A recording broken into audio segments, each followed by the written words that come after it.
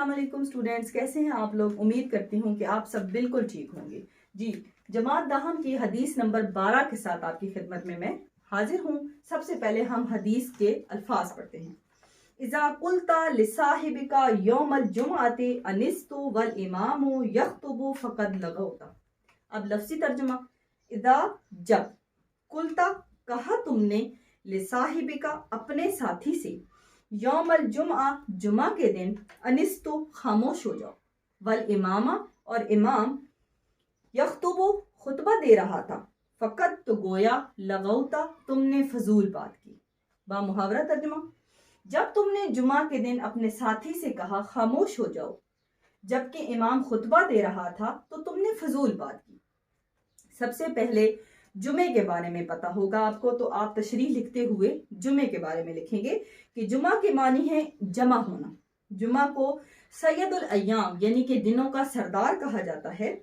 اچھا، پھر اس کے بعد ہے خطبہ جمعہ۔ خطبہ جمعہ کا مطلب کیا ہے کہ خطبہ جمعہ میں سے مراد جمعے کے دن وہ واعظ اور نصیحت جو ہمیں امام دے رہا ہوتا ہے، اور وہ کسی نہ کسی خاص موضوع پر ہوتی ہے جو کہ اسلام سے متعلق ہوتا ہے۔ ٹھیک ہے، اب کیونکہ وہ ہمیں ادب سکھا رہا ہے تو اس لیے ادب کا پہلا تقاضا کیا ہے؟ سب سے پہلا جو علم کا ہمارا پہلا ادب ہے وہ کیا ہے؟ ہم خاموش رہیں۔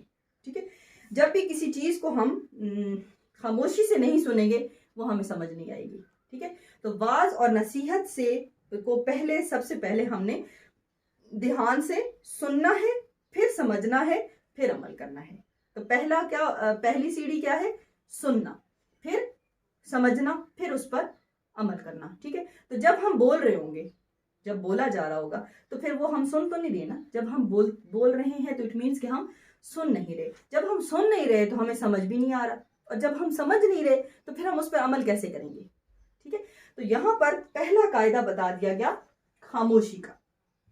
ٹھیک ہے، اب خطبہ جمعہ میں کیا ہوتا ہے؟ علم اور دین کی باتیں ہوتی ہیں، اس سے ہمارا ایمان تازہ ہوتا ہے، ہمارے ایمان کی نشوونما ہوتی ہے۔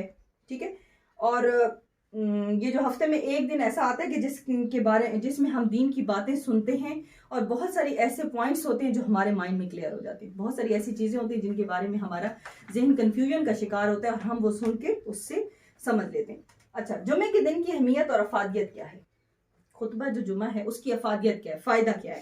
خطبہ جمعہ 2 رکعت نماز کے برابر ہے۔ جمعہ کا خطبہ اسلامی تعلیمات کے بارے میں مسلمانوں کی رہنمائی کا ذریعہ ہے۔ اگر ہم جمعے کے دن اپنے علماء کا خطبہ غور سے نہیں سنیں گے، یا دیر سے آئیں گے، یا آ کر دنیاوی باتوں میں وقت ضائع کریں گے، تو اس سے ہمارے کاموں میں بے برکتی ہوگی۔ اللہ تعالیٰ سورۃ الجمعہ میں خطبہ جمعہ کے آداب کچھ یوں ارشاد فرماتے ہیں: مومنو، جب جمعہ کے دن نماز کے لیے پکارا جائے تو تم اللہ کے ذکر کی طرف دوڑتے ہوئے آؤ اور خرید و فروخت ترک کر دو، یہ تمہارے لیے بہتر ہے اگر تم اس بات کو جانتے ہو۔ رسول اللہ صلی اللہ علیہ وسلم نے اس کے بارے میں فرمایا کہ جمعہ کی رات سفید رات ہے اور جمعہ کا دن روشن دن ہے۔